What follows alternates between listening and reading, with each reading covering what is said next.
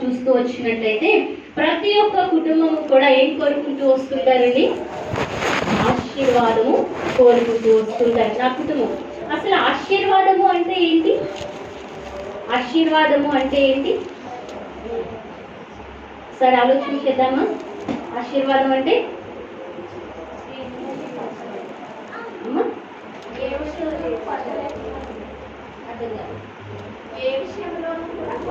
ఏ విషయంలోనూ కొరత లేకుండా ఉండడం. దేవునికి స్తోత్రం, హల్లెలూయా. అది ఓకే, అది ఒక రకంగా కూడా సంతోషకరమే. ప్రత్యేకించి మనం లేఖనంలో నుంచి ఒక మాటను మనం ఆలోచన చేద్దాం. ఈ మాట మొట్టమొదటిగా మనము చూసుకుంటూ వచ్చినట్లయితే యాకోబు భక్తుని యొక్క జీవితంలో ఆయన కోరుకుంటూ వస్తుంటారు. ఏమి కోరుకున్నారండి? ఆదికాండ గ్రంథంలో యాకోబు భక్తుడు ఆయన తన యొక్క జీవితంలో అప్పటికి తనకు అన్ని విధాలు అన్నీ ఉన్నాయి. ఇప్పుడు మీరు చెప్పినట్లుగా ఏ లోటు లేకుండా ఆయన జీవించినటువంటి పరిస్థితి. గోటు కానీ, మేకలు కానీ, బలగం కానీ, పశువులు కానీ, భార్య కానీ, బిడ్డలు కానీ, ఆస్తి కానీ, ఐశ్వర్యం కానీ, తనకు ఏ లోటు కూడా లేనటువంటి పరిస్థితి అయినప్పటికీ కూడా తను ఏం చేస్తున్నారండి? రాత్రంతయు కూడా దేవాది దేవుని పాదాలను పట్టుకుని, నీవు నన్ను ఆశీర్వదించితేనే కానీ నేను నిన్ను విడిచిపెట్టను. అదేంటండి, అన్నీ ఉన్నాయి కదా. మనం ఈ లోకంలో ఎందుకు వస్తూ ఉంటారు? చాలా సందర్భాల్లో దేవుని దగ్గరికి వచ్చేటటువంటి పరిస్థితులు ఏంటంటే, నాకు పిల్లలు కావాలి, నా పిల్లలకు వివాహాలు కావాలి, ఆర్థిక సమస్యల నుంచి నేను విడుదల పొందుకోవాలి, ఇంత మాత్రమే కాదు అప్పుల నుంచి విడుదల పొందుకోవాలి, లేకపోతే ఒక గృహాన్ని నేను కలిగి ఉండాలి, లేకపోతే ఒక స్థిరమైనటువంటి ఉద్యోగము, వ్యాపారము, నా కుటుంబాన్ని పోషించుకోవడానికి గల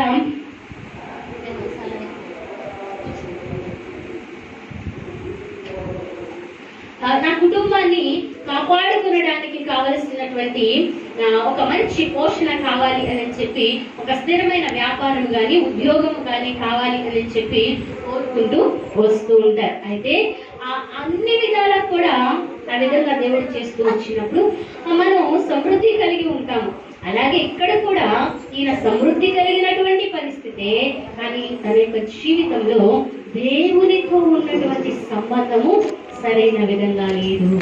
అర్థమవుతుంది కదండి. అందుకని ఆయన అంటున్నారు కదా, నాకు ఈ లోక సంబంధంగా అన్ని మీరు ఇచ్చారు.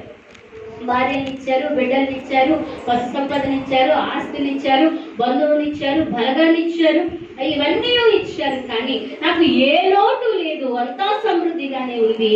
కానీ అయ్యా, నేను నీతో ఉండవలసినంతగా, నీతో సహవాసము చేయవలసినంతగా, నీ సన్నిధిలో ప్రార్థించవలసినంతగా, నీ సన్నిధిలో వాక్యము చదవవలసినంతగా, లేకపోతే నీ వాక్యాన్ని నేను ధ్యానించవలసినంతగా, అంత మాత్రమే కాదు నీ వాక్యానుసారంగా నేను నడవవలసినంతగా నేను నడవలేకపోతున్నాను.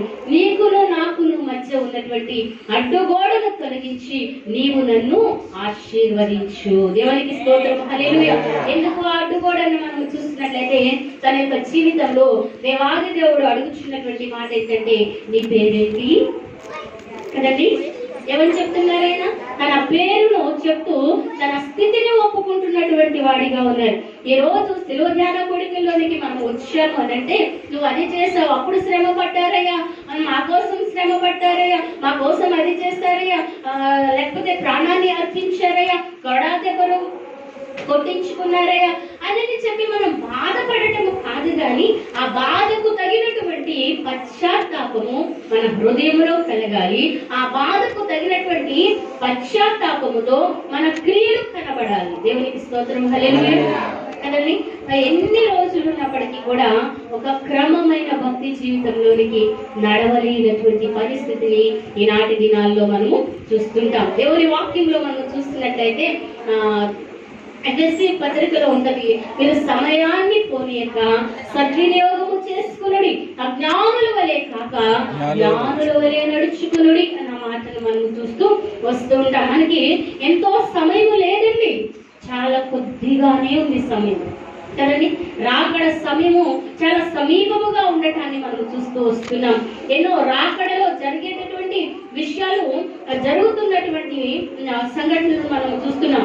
రాజ్యం మీదకి రాజ్యము, జనం మీదకి జనము, ఈ విధంగా లేచేటటువంటి పరిస్థితులు, ఎక్కడ నెమ్మది లేనటువంటి పరిస్థితులు, ఎక్కడ ఒక క్రమము లేనటువంటి పరిస్థితులు, అన్యాయం ప్రబలుతున్నటువంటి పరిస్థితులు ఈ లోకంలో మనం చూస్తూ వస్తున్నాం. అందుకనే దేవాది దేవుడు అంటున్నటువంటి మాట, రాకడ సమయంలో నోవాహు దినములు ఎలా ఉండునో అలా ఉంటుంది అని చెప్పి మనం లేఖనంలో చూస్తూ వస్తున్నాం. దేవునికి స్తోత్రం, హల్లెలూయా. కాబట్టి ఈ యొక్క రాత్రికాల సమయంలో మన కుటుంబం ఆశీర్వదించబడాలంటే, మనందరం చక్కగా చెప్పాం కదండి, మన కుటుంబంలో ఉన్నటువంటి ప్రతి ఒక్క వ్యక్తి నిండారుగా ఆశీర్వదించబడును గాక కదా. అయితే ఆ విధంగా ఆశీర్వదించబడాలి అంటే మనం 3 విషయాలు చేసేటటువంటి వారిగా బైబిల్ గ్రంథంలో ఆశీర్వదించబడినటువంటి మొట్టమొదటి కుటుంబాన్ని నేను మీ ముందు ఉంచాలని ఆశపడుచున్నాను. అంటే ఇందాక చెప్పింది ఏంటంటే, ఆశీర్వాదము అనే దానికి ఆయన అన్ని కలిగి ఉన్నప్పటికీ కూడా దేవుడి పాదాలను పట్టుకునే ఆశీర్వాదాన్ని కోరుకున్నారు. అయితే ఆ ఆశీర్వాదాన్ని పొందుకోవడానికి మొట్టమొదటి కుటుంబము బైబిల్ గ్రంథంలో మనము ఆలోచన చేసినట్లయితే, ఆదాము భక్తుని మొదలుకుని నోవాహు భక్తుని వరకు మనం చూస్తే వారు ఆశీర్వాదకరమైన కుటుంబాలుగా లేరు.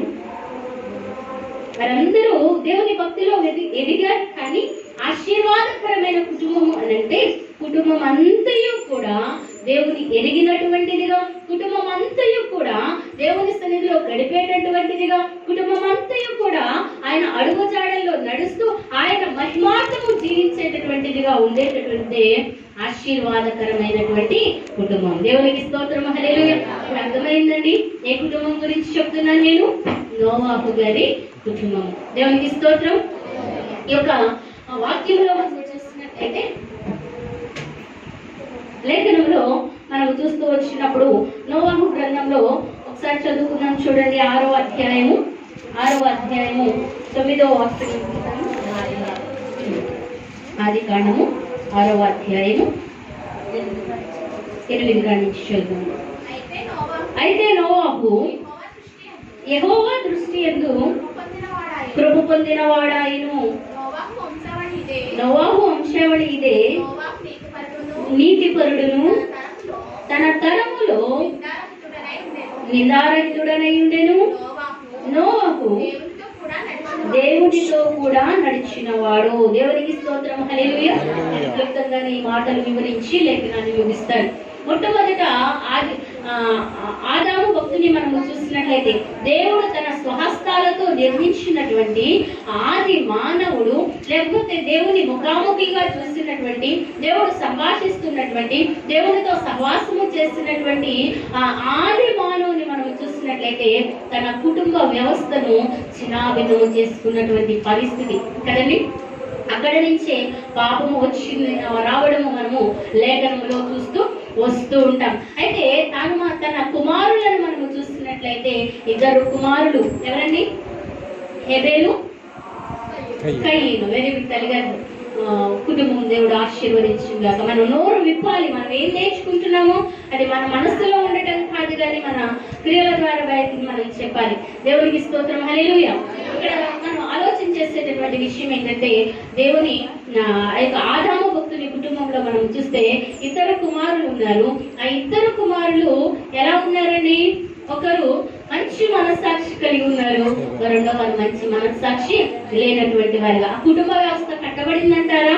చిన్న భిన్నమైపోయింది. అవును కదండి. చిన్న కుమారుడు మరణించడాన్ని మనం చూస్తున్నాం, పెద్ద కుమారుడు దేశ దిమ్మరిగా వెళ్ళిపోవడాన్ని మనం చూస్తున్నాం. అంటే ఆదాము మొదలుకుని ఈ యొక్క నోవాహు వరకు మనము చూడగలిగినట్లయితే ఆ కుటుంబ వ్యవస్థలో ఒకరు దేవుని అడుగుజాడల్లో నడవడము, లేకపోతే ఏదో ఒక విషయంలో తప్పిపోవడము మనం చూస్తూ వస్తూ ఉంటాము. కానీ ఇక్కడ దావీదు మహారాజు కోరుకున్నట్లు, నీ ఆశీర్వాదము నుండి నా కుటుంబము నిత్యము ఆశీర్వదించబడును గాక అని చెప్పబడినట్లు ఆ కుటుంబము ఆశీర్వాదకరమైనటువంటి కుటుంబముగా మనకు కనబడుతూ వస్తుంది. నోవాహు కుటుంబం తాను మాత్రమే కాదు, తన భార్య మాత్రమే కాదు, తన కుమారులు మాత్రమే కాదు, బయట నుంచి వచ్చినటువంటి కోడళ్ళు కూడా ఆ అడుగు జాడల్లో నడుస్తూ ఆ కుటుంబ వ్యవస్థను చక్కగా మంచిగా కొనసాగిస్తున్నటువంటి పరిస్థితిని లేఖనంలో మనము చూస్తూ వస్తున్నాం. దేవునికి స్తోత్రం. హల్లెలూయా.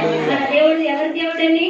ఒక స్త్రీకో, పురుషునికో, లేకపోతే పిల్లలకో, పెద్దవారికో, ఆయా ప్రాంతాలకు మనం చూస్తూ వచ్చినట్లయితే కొంతమంది స్త్రీలను రానియరండి కొన్ని ప్రాంతాలు కదండి. పిల్లలు రానియరు, కొంతమంది పురుషులను కూడా రానియనటువంటి ప్రదేశాలు ఉన్నాయి అని ఈ మధ్య కాలంలోనే నాకు తెలుస్తూ వచ్చింది. కాబట్టి ఈ లేఖనంలో మనం చూస్తున్నట్లయితే మన యొక్క దేవుడు కుటుంబాల దేవుడుగా ఉంటూ వస్తున్నారు. ఈ యొక్క సమయంలో మనం ఆలోచన చేద్దాం. మొట్టమొదట ఆశీర్వదించబడినటువంటి కుటుంబం ఏదైనా ఉన్నదా అంటే నోవాహు గారి కుటుంబము. దేవునికి స్తోత్రం. హల్లెలూయా. ఎందుకు నోవాహు గారి కుటుంబము ఆశీర్వదించబడింది అనంటే మొట్టమొదటి విషయము ఇందాక చదువుకున్నట్లుగా దేవుని కృప పొందుకున్నటువంటి వాడిగా ఉంటున్నారు. దేవునికి స్తోత్రం. హల్లెలూయా. ఎందుకు దేవుని కృప పొందుకుని ఉన్నారు అనంటే ఆ యొక్క లేఖన భాగంలో మనం చూస్తూ వస్తున్నాం. క్రిందకు వచ్చేసరికి 11వ వచనంలో భూలోకము దేవుని సన్నిధిని చెడిపోయేను. భూలోకము ఒకసారి చదువుదాం చూడండి. ఉండెను. భూలోకము బలాత్కారముతో నిండి ఉండెను. దేవుడు భూలోకమును చూసినప్పుడు అది చెడిపోయి ఉండెను. భూమి మీద సమస్త శరీరులు తమ మార్గమును చెరిపివేసుకుని ఉన్నారు. ఇక్కడ 4 విషయాలు మనకు కనబడుతున్నది. 4 రకాలుగా దేవాది దేవుడు మనుషులు చెడిపోయి ఉన్నారని, మనుషులు బలాత్కార స్వభావం కలిగిన వారిగా ఉన్నారని, మనుషులు దేవుని సన్నిధిలో కూడా అంటండి, దేనికదే పర్టికులర్ గా చెప్తూ వస్తున్నారు, దేవుని సన్నిధిలో చెడిపోయిన వారిగా ఉన్నారని. అంత మాత్రమే కాదు, సమస్త శరీరులు వారి మార్గములను చెరిపి వేసుకున్నారు. ఈ మాట మనకు అర్థం అవ్వాలంటే ఎవరికి వాళ్ళు పోగొట్టుకున్నారు అన్నమాట మన సామెతలు కదండి. ఇక్కడ ఈ విధంగా చెప్పడానికి మనం చూస్తున్నాం. ఇన్ని రకాలుగా ఒకటేమో భూలోకము చెడిపోయింది అంటే ఎక్కడ ఏ మానవుడు కూడా అప్పటి వరకు శరీరధారిగా ఉన్నటువంటి ఏ మానవుడు కూడా మంచి చేయనటువంటి పరిస్థితి ఆ తరములో, నోవాహు గారు ఉన్నటువంటి తరములో. అంత మాత్రమే కాదు, రెండవది దేవుని సన్నిధిలో కూడా చెడిపోయారంటండి. కనీసం కొంతమంది బయట దేవుని మందిరం నుంచి బయటకు వెళ్ళిపోయిన తర్వాత వారి జీవితాలు వారు జీవించిన దేవుని మందిరానికి వచ్చేసరికి ఎంతో భక్తి పరులుగా, ప్రార్థనా పరులుగా, నోరు కూడా ఇప్పదమ్మా, అసలు నోట్లో ఏం లేదు, నాలుకే లేదు అన్నట్టుంటారు. కానీ బయటకు వెళ్ళేసరికి ఎలా ఉంటారండి? అసలు మైక్ అవసరం లేదండి కదా. అలాంటి పరిస్థితులు మనం చూస్తూ వస్తుంటాం. దేవుని సన్నిధిలో ప్రార్థనా పరులు, దేవుని సన్నిధిలో వాక్యం ఎరిగినటువంటి వారు, దేవుని సన్నిధిలో పరిశుద్ధులు, దేవుని సన్నిధిలో వీరికన్నా వినము గలవారు, వీరికన్నా నెమ్మదస్తులు, వీరికన్నా అసలు గొప్పవారు ఎవ్వరూ లేరన్నట్లుగా మా దేవుని సన్నిధిలో మన ప్రవర్తన కాపాడుకునేటటువంటి వారిగా ఉంటారు. కానీ ఇక్కడ మనం చూసినట్లయితే దేవుని ఎదుట కూడా వారు భయం లేనటువంటి వారిగా ఉన్నారు. బయట భయం లేదు, దేవుని సన్నిధిలోనూ భయం లేదు. రెండవది మనం చూస్తున్నట్టు ఆ తర్వాత 3వ విషయాన్ని మనం చూస్తున్నట్లయితే దేవుడు బలాత్కారముతో నిండి ఉన్నది. అంత దౌర్జన్యం కదండి, దోచుకునేటటువంటి పరిస్థితే. నాది నాది నాది నాది నాది అని చెప్పి ఈనాటి దినాల్లో కూడా అదే పరిస్థితులు మనం చూస్తూ వస్తున్నాం కదండి. అన్న లేదు, తమ్ముడు లేదు, అక్క లేదు, చెల్లి లేదు, అంత మాత్రమే తల్లిదండ్రులు కూడా లేదు. నేను ఈ మధ్యకాలంలో ఒక వీడియో చూసినప్పుడు నా కళ్ళు చెమగించి, 9 మాసాలు కని పెంచి మన పిల్లలే మన సంతోషము అని చెప్పి వారు బ్రతికినటువంటి తల్లిని, ఒక కుమార్తె, మరి వారి మధ్య ఏ సంఘటన జరిగినప్పటికీ కూడా బహిరంగంగానే తల్లిని కాలుతో చేత్తో నెట్టేసి తన కాలుతో తన్ని అక్కడికి కూడా వెళ్ళడం లేదని చెప్పి తన చెప్పు తీసి మొహం మీద కొడుతున్నటువంటి వీడియో చేసినప్పుడు అసలు చాలా బాధ అనిపించిందని. ఎడిపోతుంది సమాజం, ఎడిపోతుంది మానవత్వం, ఎక్కడ ఉన్నాయి బంధాలు? కదండి. బలత్కారంతో ఆస్తి కోసం, లేకపోతే పదవి కోసం, అంతస్తు కోసం, లేకపోతే వారి స్వప్రయోజనాల కోసం, అధికారము కోసం మనుషులు ఏది చేయడానికి కూడా వెనుకాడనటువంటి పరిస్థితులు ఈనాటి దినాల్లో మనం చూస్తూ వస్తున్నాం. కాబట్టి ఈ విషయం మనం జ్ఞాపకం చేసుకున్నాం. అంత మాత్రమే కాదు, అక్కడ చెప్తున్నారు సమస్త శరీరులు కూడా వారి మార్గములు చెడిపేసుకున్నారంటండి. మార్గము మనం నడవవలసినటువంటి మార్గం. అందుకని దుష్టుల ఆలోచన చొప్పున నడవక, పాపుల మార్గమున నిలవక, అపహాస్యకులు కూర్చుండే చోటు కూర్చుండక మనం ఏం చేయాలంటండి? దేవునితో నడవాలి. ఎవరు నడిచారండి? హానోకు దేవునితో నడిచి దేవుడు అతన్ని కొనిపోయిన. అలాగే ఈ యొక్క నోవాహు భక్తుడు కూడా కదండి దేవునితో నడిచినటువంటి వాడిగా లేఖనంలో మనం చూస్తూ వస్తున్నాం. భయంకరమైన పరిస్థితుల్లో మనం ఉంటున్నాం.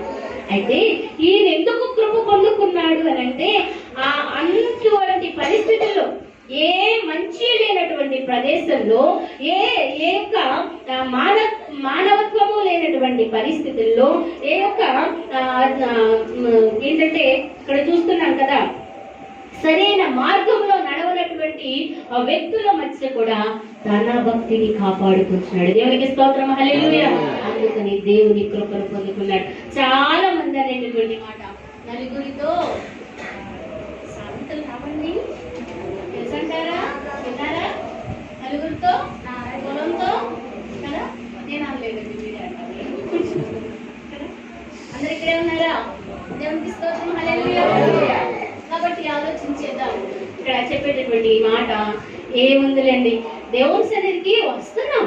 దేవుడు మనసేగా కోరుకునేది. మన పనులు మనం చేయొచ్చు, మన ఆచారాలు మనం చేయొచ్చు, మన సాంప్రదాయాలు మనం చేయొచ్చు, మనం ఎలా బ్రతికినా పర్వాలేదు. దేవుని దగ్గరకు వచ్చి దేవా నన్ను క్షమించంటే చాలు, ఆయన క్షమించేస్తాడు. ఆయన ప్రేమాస్వరూపి, ఆయన కరుణా వాత్సల్యము కలిగినటువంటి వాడు కదండి. అది వాస్తవమే. కానీ ఆయన మన వచ్చినప్పుడు, అంటే సిలువ వేయబడ్డానికి, మన పాపాలు క్షమించడానికి ఆయన వధించబడినటువంటి గొర్రె పిల్లగా వచ్చాడేమో, ఆయన కొదమ సింహంగా రానయ్యున్నాడు. దేవునికి స్తోత్రం, హల్లెలూయా.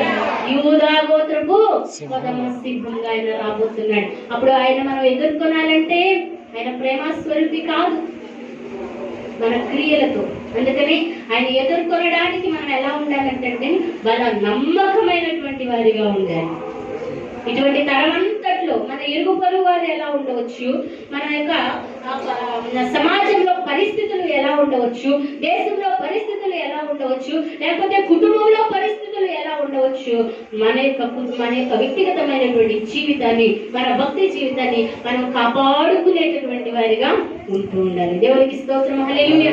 అందుకని ఇక్కడ మనం చూసినట్లయితే ఈయనలో 3 విషయాలు మనకు కనబడుతున్నాయి. దేవుని ఈ పరిస్థితులన్నింటినీ దాటుకుని ఆయన మంచిగా దేవుని వైపే చూశారు కాబట్టి దేవుని కృపను పొందుకున్నవాడు. మనం కూడా ఆ విధంగా దేవుని వైపే చూద్దామండి. పరిస్థితుల వైపు చూడకుండా నేను అలా చూస్తాను అన్నవాడు దేవునికి స్తోత్రాలు చేద్దాం. హల్లెలూయా. రెండో విషయాన్ని మనం చూస్తున్నట్లయితే ఈయన నీతిమంతుడు. దేవునికి స్తోత్రం, హల్లెలూయా. ఎవరు నీతిమంతులు? చాలా అర్థాలు కనబడుతూ వస్తుంటాయి. నీతిమంతుడు అనే మాటకు ప్రత్యేకమైనటువంటి అర్థము ఏంటి అనేది మనం ఆలోచన చేస్తే, మన మనిషిగా అనుకునేటటువంటి విషయం ఏంటంటే, నేను ఏ తప్పు చేయట్లా, నా నోటితో అబద్ధములు మాట్లాడట్లా, నేను చెడ్డ పనులు చేయడలా, దొంగతనము చేయడలా, వ్యభిచారము చేయడల్లా, ఇతరుల మీద నేను దోషణ చేయడల్లా, నరహత్య చేయడల్లా, లేకపోతే నేను చాలా గొప్పవాడిని, ఇతరులను నేను ఏది ఆశించడం లేదు అని చెప్పి అనుకుంటూ వస్తూ ఉంటారు. కానీ అసలైనటువంటి నీతిపరుడికి అర్థం ఏంటంటే పాపాన్ని అసహించుకునేవాడు. దేవునికి స్తోత్రం, హల్లెలూయా. పాపము అంటే ఆజ్ఞాతిక్రమము పాపం. ఆ ఆజ్ఞ ఏమై ఉంటుంది? 2 విధాలుగా మనం చెప్పుకోవచ్చు కదండి. ఏది చెయ్యమన్నాడో అది చేయకపోతే పాపం, దేవుని మందిరానికి రాకపోతే పాపమే, సమయాన్ని పాటించకపోతే పాపమే, దేవుని వాక్యానుసారంగా నడవకపోతే పాపమే. దేవుని సన్నిధికి వచ్చి కూడా మనం పాపాన్ని తెచ్చుకునే వారిగా ఉంటాం.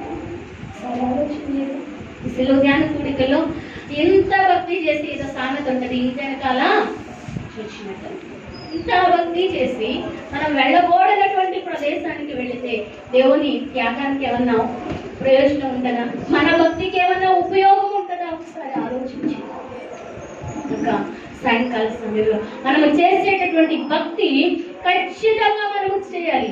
ఆ తరంలో ఎవరెలా ఉన్నా మనకు అనవసరం, కానీ నేను నా భక్తిని కాపాడుకుంటాను, నేను నా విశ్వాసాన్ని కాపాడుకుంటాను, నేను నా నీతిని కాపాడుకుంటాను, నేను నిందారహితుడుగా ఉంటాను, నేను దేవుని అడుగు జాడల యందు మాత్రమే నడుస్తాను. ఎవరి వైపు నడిచినా నాకు పర్వాలేదు. ఈయన మొట్టమొదటి విషయం ఏంటంటే పాపాన్ని అసహించుకున్నటువంటి వాడిగా ఈయన లేఖనంలో మనకు కనబడుతూ వస్తున్నారు. కాబట్టి మనం నీతిమంతులము అని చెప్పుకుంటున్నటువంటి మన జీవితాల్లో పాపాన్ని అసహించుకునేటటువంటి వారిగా ఉండాలి. అందుకనే దేవుని వాక్యంలో మనం చూస్తున్నట్లయితే కీర్తనకారుడు సెలవిస్తున్నటువంటి మాట ఆయన అంటాడు, నేను పాపమును లక్ష్యము చేసిన ఎడల యెహోవా నా మనవి వినకపోవును. లక్ష్యము అంటే దాని గురించి ఆలోచించేయడం కదండి. దాని గురించి ఇదేంటి అని చెప్పి మనలా చేస్తున్నారు, ఏంటది అనుకుంటారు కదండి, అంటుంటారు. అది మనకెందుకు అసలు చెప్పండి? వారు చేస్తున్నారు, ఇంకొకరితో సంభాషించాల్సిన అవసరం ఏముంది?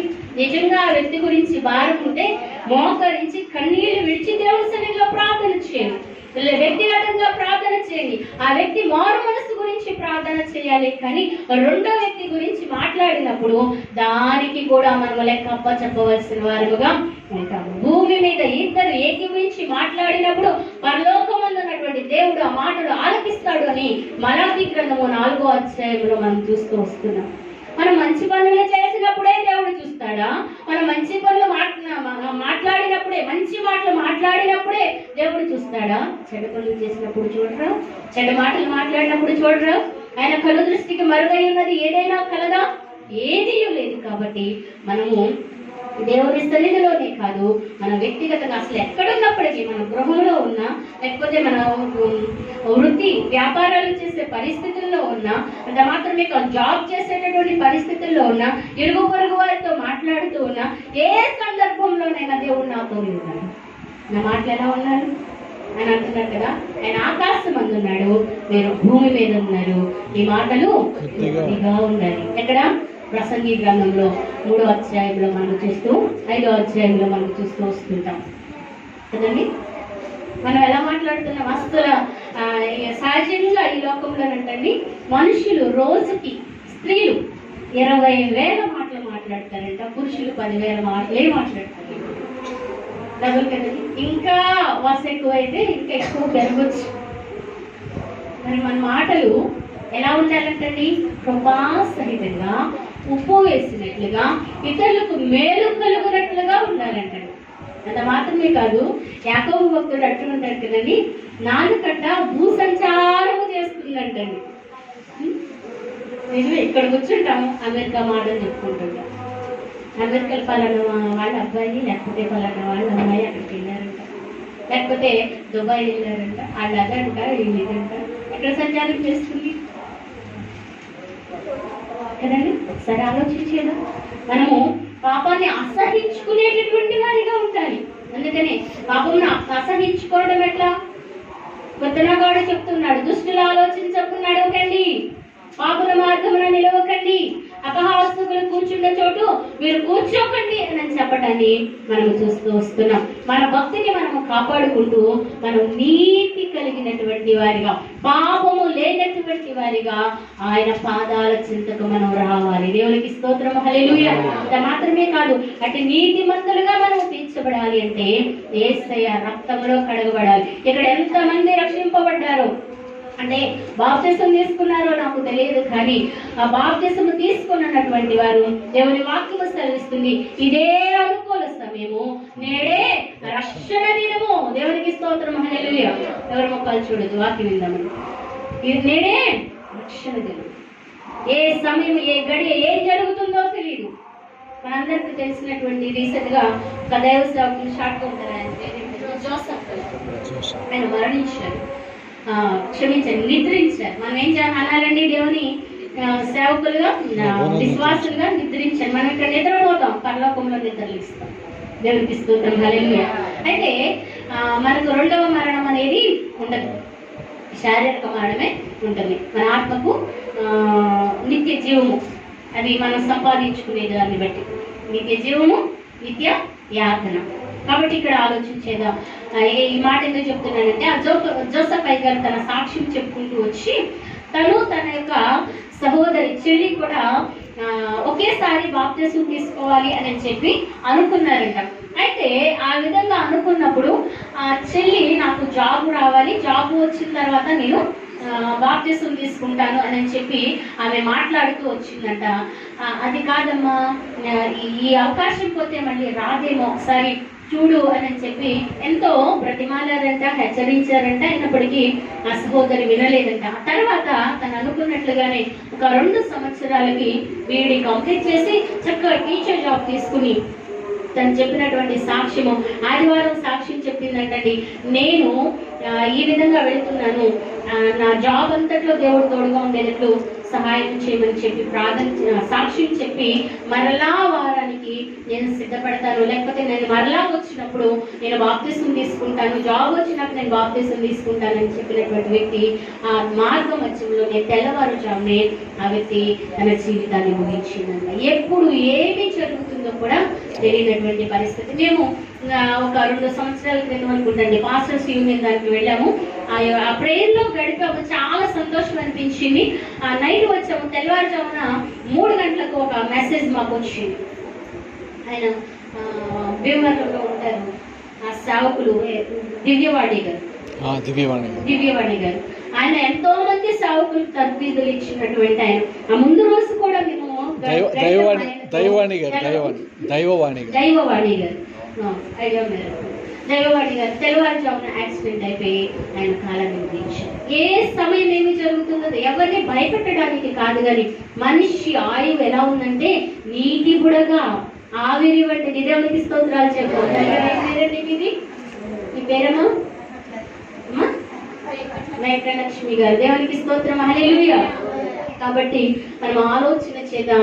దేవుని వాక్యము సెలవిస్తున్నటువంటి నీతిమంతులుగా తీర్చబడాలంటే ఆయన రక్తంలో మనం కడగాలి. పాపం లేనటువంటి వారిగా ఉండాలి, ఆయన రక్తంలో కడగబడినటువంటి వారిగా ఉండాలి. అందుకని దేవుడి వాక్యం రోమపత్రికలో మనం చూస్తున్నట్లయితే నీతిమంతుడు లేడు, ఒక్కడును లేడు, అందరూ పాపము చేసి దేవుడిని గురించి మహిమను పొందలేకపోతున్నారు అని చెప్పి లేఖనం సెలవిస్తూ వస్తుంది. మొట్టమొదటి విషయం, సమయం అయిపోతుంది కాబట్టి నీతిమంతుడిగా ఉండాలి.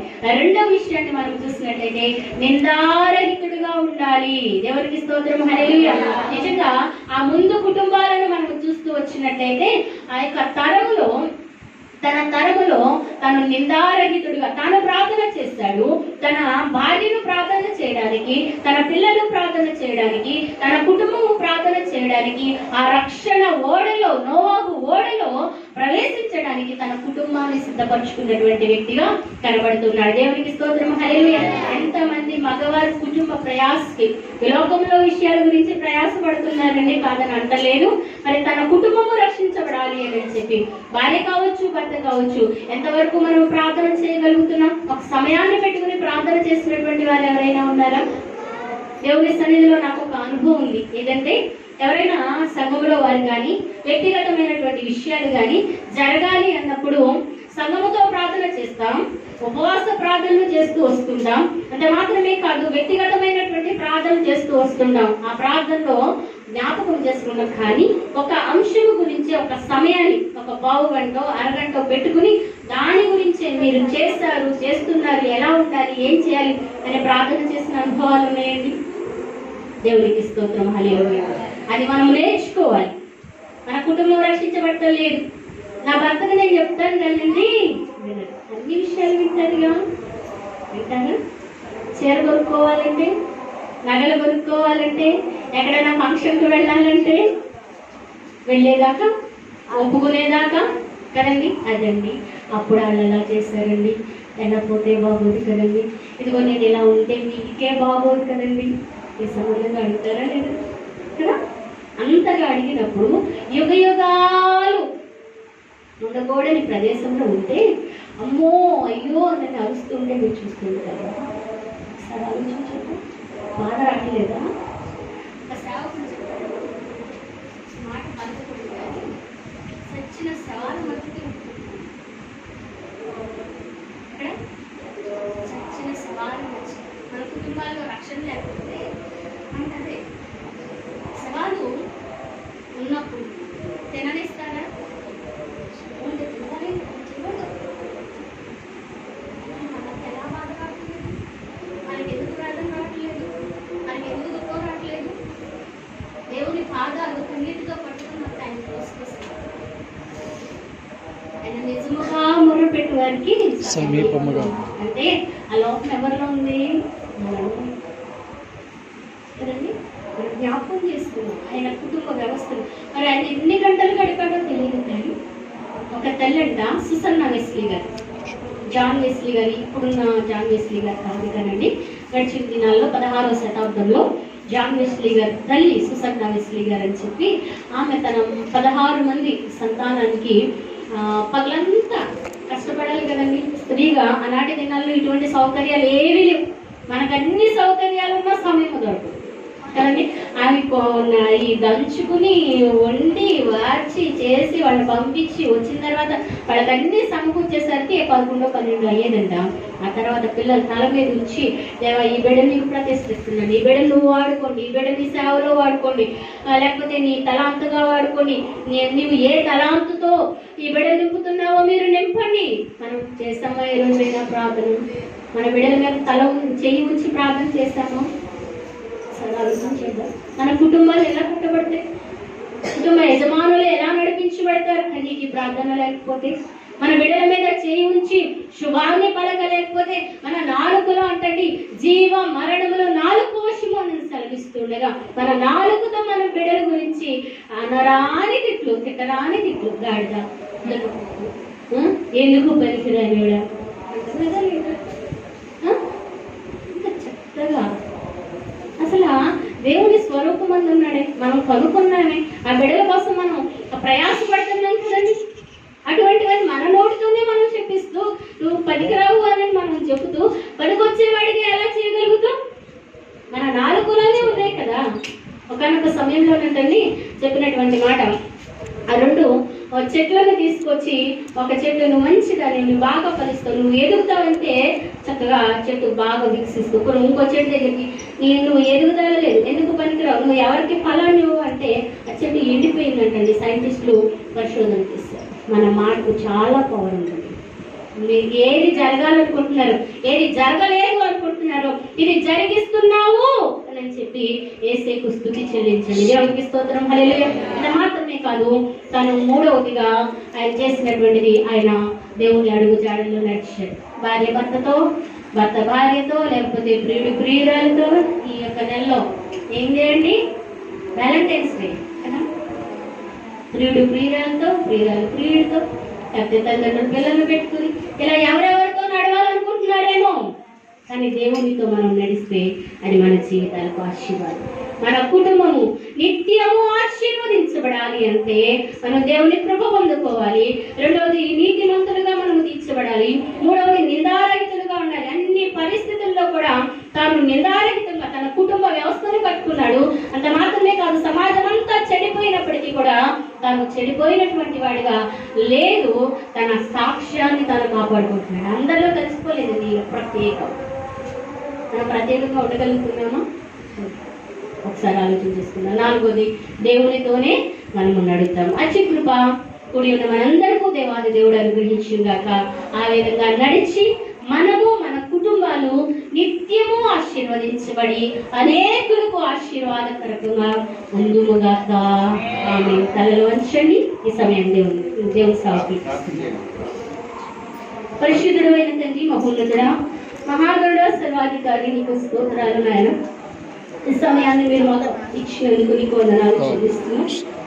ఇతబడిన వాక్యమును నాయన మీరు నీరు కట్టి ఫలింపచ్చి ఎవరి హృదయాలలో ఏ ఆలోచన మీరు రేకెత్తించారో మాకు తెలియదు. కానీ నా తండ్రి పరిశుద్ధుడా, మహోన్నతుడా, నీకు వందనాలు చెల్లిస్తున్నాం. అయ్యా, నేను ఈ వాక్యానుసారంగా జీవించాలి.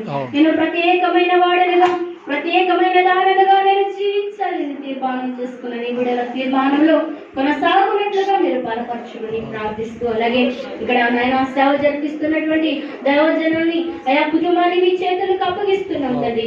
ఎవరి ప్రయాసకు తగినటువంటి ప్రతిఫలాలతో సేవా సరిహద్దులు విశాలపరిచి కొండ మీద కట్టబడినటువంటి అయా ఈ ఇంటి వలె అయా ఇదిగో నా తండ్రి ఈ మందిరము నిలవబడినట్లుగా అనేకులకు దీవెనకరంగా అనేకులకు నాయన ఇదిగో పరలోకపు గవినిగా ఇది ఉండటానికి, ఇక్కడకు వచ్చినటువంటి వారు స్వస్థతలు పొందుకోవడానికి, నెమ్మది పొందుకోవడానికి, ఆరోగ్యము పొందుకోవడానికి, నీతిమంతులుగా తీర్చబడడానికి, ఈ అడుగు జాడలో నడిపించబడడానికి నాయన ఈ కృపతో మీరు నింపండి.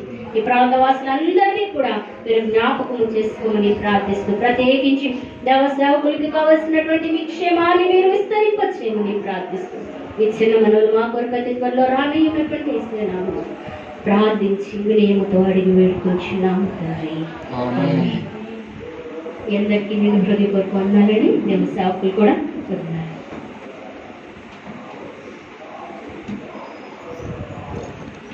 కళ్ళు మూసుకున్నాం. మన మధ్యలో పెద్దవారు